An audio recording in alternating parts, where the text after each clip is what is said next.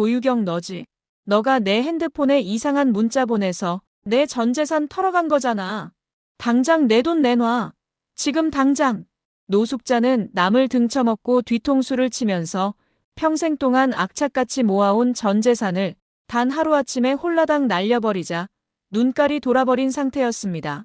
그저 도유경이 자신에게 원한을 가질 만한 사람이라는 이유로 아무런 물증도 없으면서 고래고래 소리를 지르고 있었죠.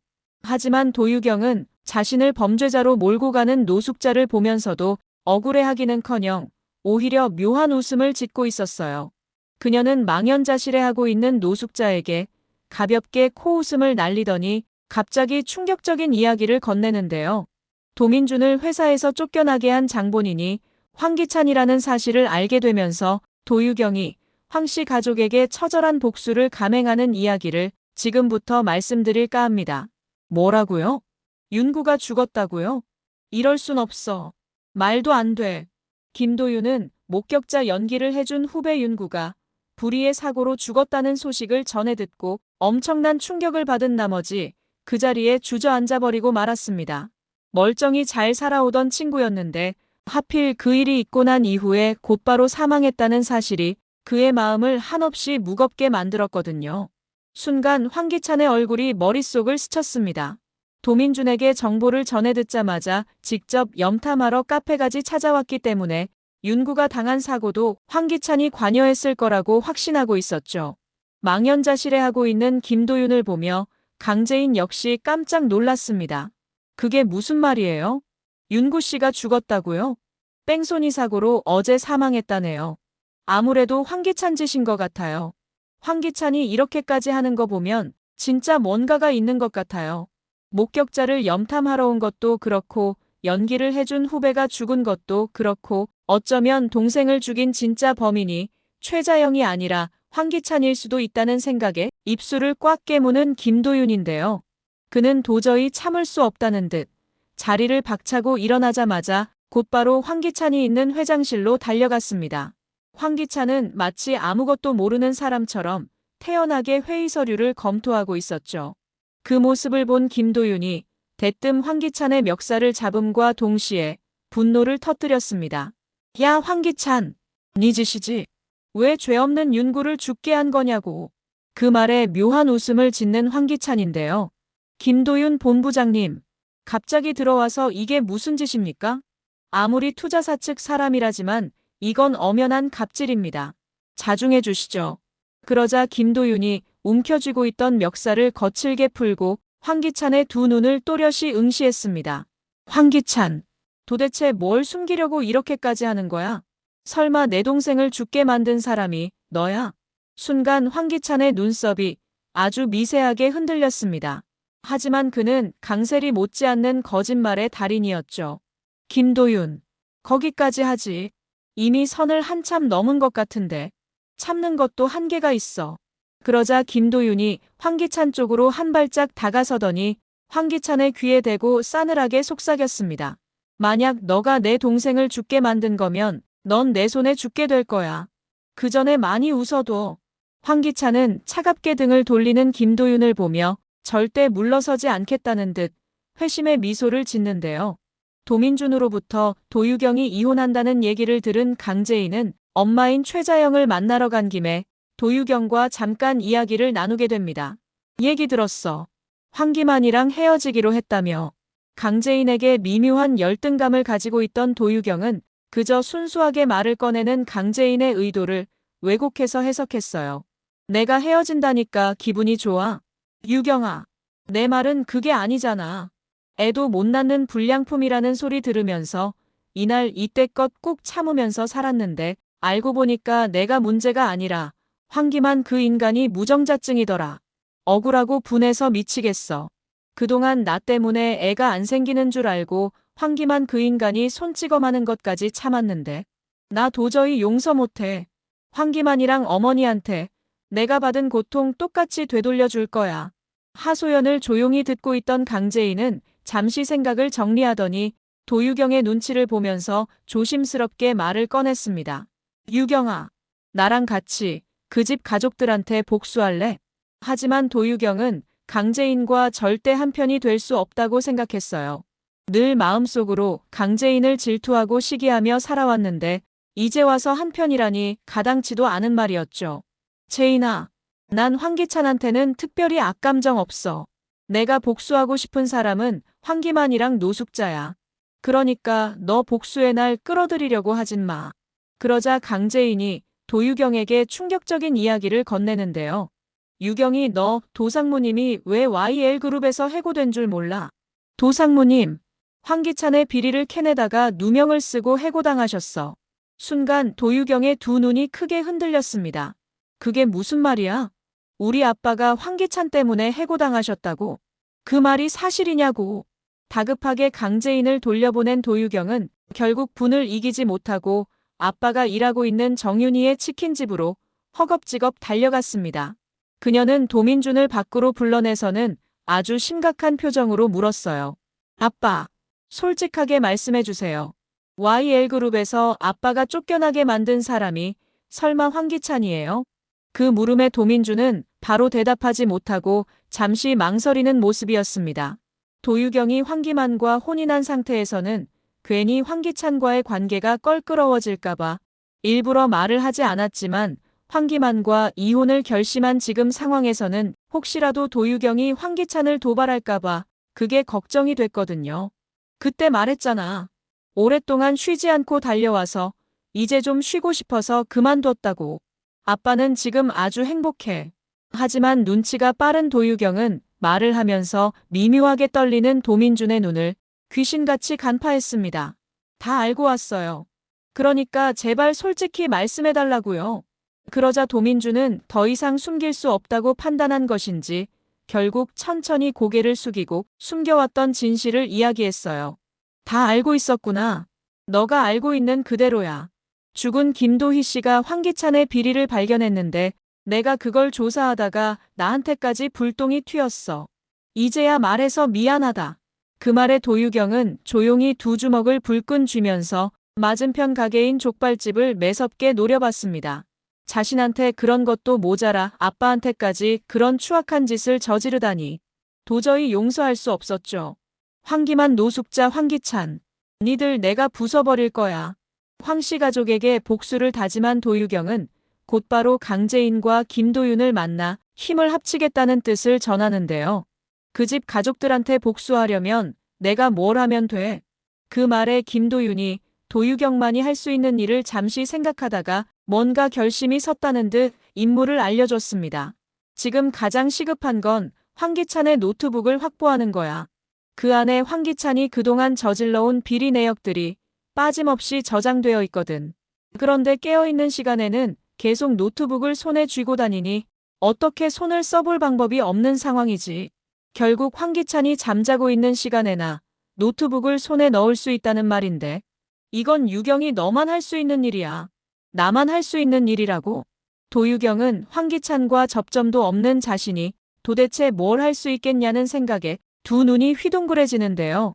대답을 기다리는 도유경에게 김도윤이 조심스럽게 말을 꺼냈습니다. 정말 내키지 않겠지만 황기만이랑 재결합해서 다시 그 집으로 들어가서 황기찬이 자는 시간에 노트북을 훔쳐오는 거지. 순간 도유경의 미간이 살짝 일그러졌습니다. 하지만 김도윤은 도유경의 표정에 개의치 않고 계속 임무를 전달했어요. 그리고 도희가 죽은 사건에 황기찬이랑 강세리가 개입되어 있는 것 같아. 현재까지는 정황 증거만 있는데 만약 두 사람이 내밀하게 대화하는 걸 들을 수 있으면 확실히 알 수 있겠지. 집안 곳곳에 도청장치랑 CCTV까지 설치해주면 너가 해야 할 일이 끝나는 거야. 도유경은 이제 황기만의 얼굴만 봐도 소름이 끼칠 정도로 싫었지만 자신의 도둑맞은 인생과 황기찬 때문에 억울하게 해고당한 아빠를 위해서라도 마음을 독하게 먹기로 하는데요. 알았어. 내가 그 집에 다시 들어가 볼게. 그런데 나도 조건이 있어. 조건? 너희들은 황기찬한테만 악감정이 있지만 나한테는 노숙자도 있어. 이 여자가 아들보다 소중하게 여기는 게 바로 돈이거든.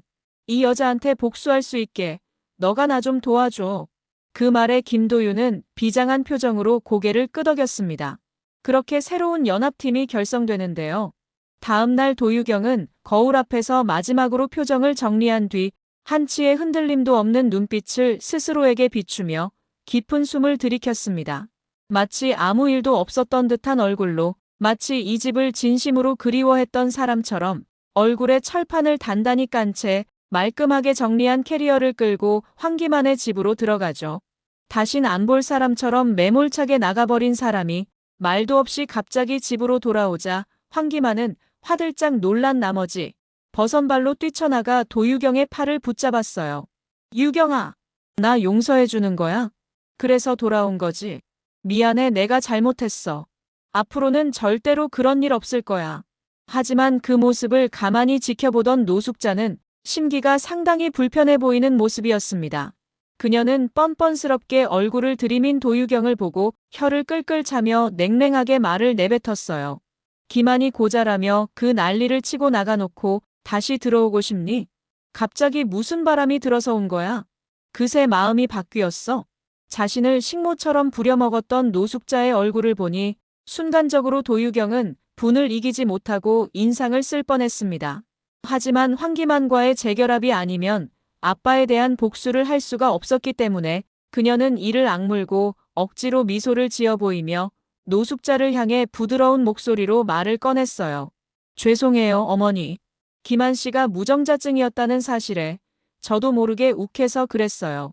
이혼하자고 했던 건 없던 걸로 하고 싶어요. 그동안 살아온 시간이 아깝잖아요. 그녀는 일부러 눈동자를 살짝 적시며 마치 후회에 젖은 듯한 표정을 지었습니다. 물론 가슴속 깊은 곳에서는 분노의 치를 떨고 있었죠.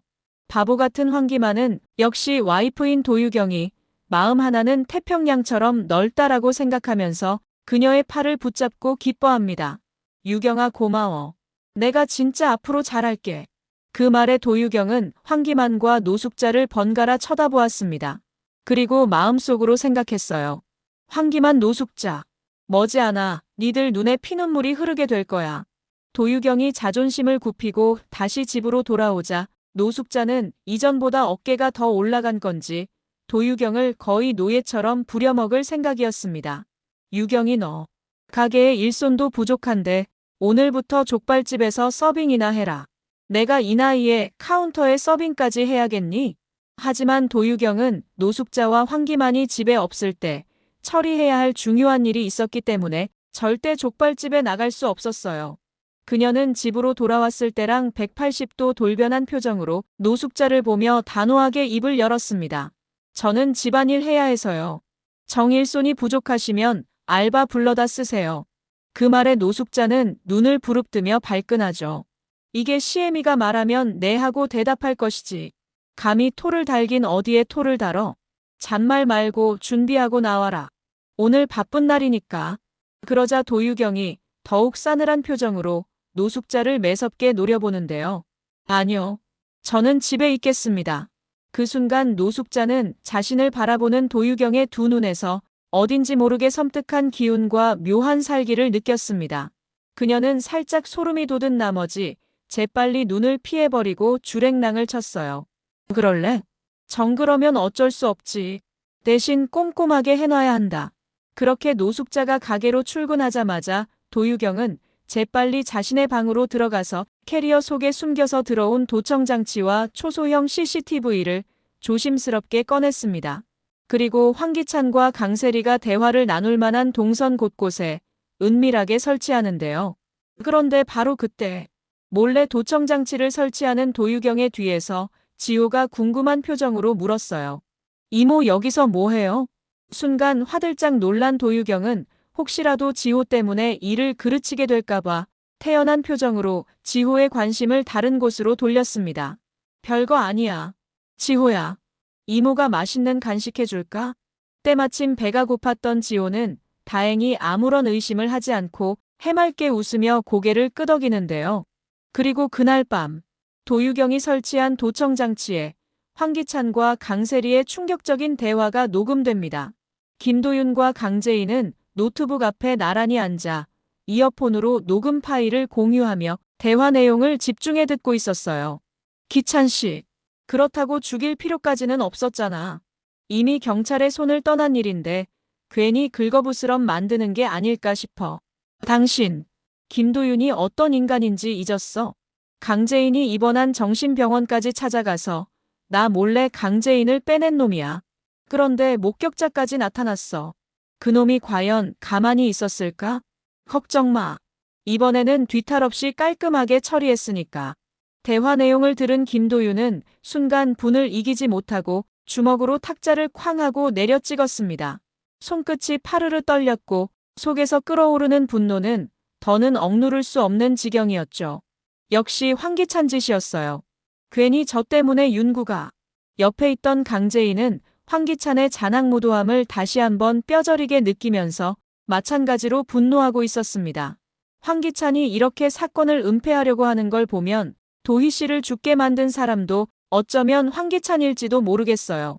김도윤 또한 황기찬이 진짜 범인이라고 확신하고 있었어요. 입술을 꽉 깨물면서 다시 한번 두 주먹을 불끈 쥐는 김도윤인데요. 도유경의 결정적인 활약으로 황기찬을 범인이라고 확신한 김도윤은 도유경이 노숙자에게 복수할 수 있도록 노숙자에게 피싱 문자를 전송했습니다. 노숙자가 정호성에게 홀라당 빠져있다는 점을 이용하여 마치 정호성이 데이트 신청을 하는 것처럼 교묘하게 꾸며서 클릭할 수밖에 없게끔 조작한 문자였죠. 카운터에서 돈을 세고 있던 노숙자는 느닷없이 한강에서 데이트를 하자는 정호성의 문자를 보고 전신에 전기가 흐르는 듯한 충격을 받았습니다. 한강 유람선에서 데이트를 하자고. 이게 웬 횡재야? 그렇게 아닌 척 수줍어 하더니 이런 식으로 나한테 고백하는 거야? 나 몰라 어떡해. 그런데 바로 그 순간 노숙자의 시야에 유람선 위치가 적혀있는 듯한 링크가 들어왔습니다. 정호성의 데이트 신청에 눈깔이 돌아버린 노숙자는 당연히 아무런 의심 없이 링크를 클릭하는데요. 하지만 링크를 클릭하자마자 김도윤의 모니터에는 노숙자의 주민번호, 계좌번호, 비밀번호까지 모든 정보가 실시간으로 수집되고 있었어요. 결국 그는 단 한치의 망설임도 없이 노숙자의 통장에 들어있던 현금 40억을 한 푼도 남기지 않고 모조리 인출해버리죠. 자신의 재산이 홀라당 증발했다는 사실도 모른 채 노숙자는 정호성이 알려준 한강 유람선에서 떨리는 마음으로 정호성을 기다리고 있었습니다. 말끔한 정장에 향수까지 듬뿍 뿌린 채로 정호성과의 근사한 데이트를 머릿속으로 상상하고 있었죠. 하지만 시간이 지나도 정호성은 나타나지 않았어요. 약속 시간이 한참 지났는데도 정호성이 모습을 드러내지 않자 결국 짜증이 솟구친 나머지 정호성에게 불이 나게 전화를 하는 노숙자인데요. 오성 씨 나랑 장난해? 데이트하자고 해놓고 바람 맞히는 법이 어딨어? 오성 씨 이런 사람이었어? 그 말에 정호성은 노숙자에게 사형 선고나 다름없는 충격적인 이야기를 건넸어요. 그게 무슨 말씀이세요, 누님? 저는 누님한테 데이트 신청을 한 적이 없는데요.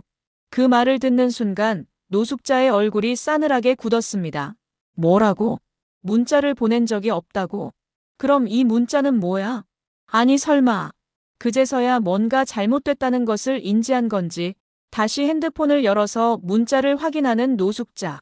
그런데 맙소사. 정호성을 가장한 문자 바로 위에 전 재산이 출금됐다는 문자가 버젓이 와 있었습니다. 40억이 인출됐다는 문자를 보자마자 그제서야 피싱을 당했다는 걸 깨닫고 입을 다물지 못하죠. 말도 안 돼. 이럴 순 없다고. 거의 넋이 나간 상태로 두 다리를 질질 끌며 겨우 집에 돌아온 노숙자는 현관문을 닫고도 한참을 멍하니 서 있었습니다. 눈은 멍하게 풀려 있었고 입술은 바짝 말라붙어서 제대로 말도 나오지 않는 상태였죠. 그녀는 거실 한가운데에 털썩 주저앉아 지나간 타임라인을 찬찬히 되짚어봤습니다. 곰곰이 생각을 해보니 뭔가 이상하다는 생각이 들었어요. 자신이 정호성을 좋아하는지 어떻게 알고 데이트 문자를 가장해서 문자를 보낸 건지 일단 여기부터 납득이 되질 않았습니다. 분명히 내 주위에 있는 놈이야. 내가 정호성을 좋아한다는 걸 아는 사람은 그렇게 많지 않은데. 그런데 바로 그 순간 노숙자의 머릿속에 자신을 살기가 서려있는 눈으로 노려봤던 도유경의 얼굴이 불현듯 떠올랐습니다. 생난리를 치고 이혼 통보를 해놓고 갑자기 180도 돌변하여 돌아온 도유경의 행동이 그제서야 뭔가 수상하게 느껴졌어요. 생각이 여기까지 미치자 노숙자는 불이 나게 도유경에게 달려갔습니다. 그런데 어찌 된 일인지 집에 있어야 할 도유경이 보이지 않았어요. 화장대에 편지 봉투 하나만 덩그러니 놓여져 있었죠. 노숙자는 마치 어디에 홀린 사람처럼 편지 봉투를 열어서 펼쳐보는데요. 그 안에는 도유경이 황기만에게 보내는 메시지가 적혀 있었습니다. 다시 잘 해보려고 했는데 도저히 안 되겠다며 우리 인연은 여기까지 하는 걸로 하자는 메시지가 또렷하게 적혀 있었죠. 자신의 전 재산을 털어먹은 장본인이 도유경임을 확신한 노숙자는 엄청나게 분노한 나머지 곧바로 도유경에게 전화를 걸었습니다. 야, 도유경. 너가 나한테 이딴 문자 보냈지? 좋은 말로 할 때 내 돈 가져와. 너 내 성격 알지? 당장 내 돈 가져오라고. 노숙자의 목소리는 이미 이성을 잃은 사람처럼 떨리고 있었는데요. 하지만 도유경은 노숙자의 간절함을 무참히 짓밟아버리고 싸늘하게 웃으며 나지막히 속삭였습니다. 제가 문자 보냈다는 증거 있으세요? 그리고 설령 제가 문자를 보내서 어머니 돈을 가져갔다 해도 그동안 그 집에서 고생한 제 인건비라고 생각하세요. 의사 시급이 10만 원이 넘는 건 알고 계시죠? 이게 보자 하니까 너 지금 어디야? 당장 말하지 못해. 하지만 그 말이 끝나기도 전에 전화는 뚝 끊겨버렸습니다. 내가 어떻게 모은 돈인데 이럴 순 없어. 나 이제 어떡해. 애꿎은 전화기를 집어 던지면서 분노를 터뜨리는 노숙자인데요. 구독과 좋아요는 제가 영상을 제작하는데 큰 힘이 됩니다. 구독, 좋아요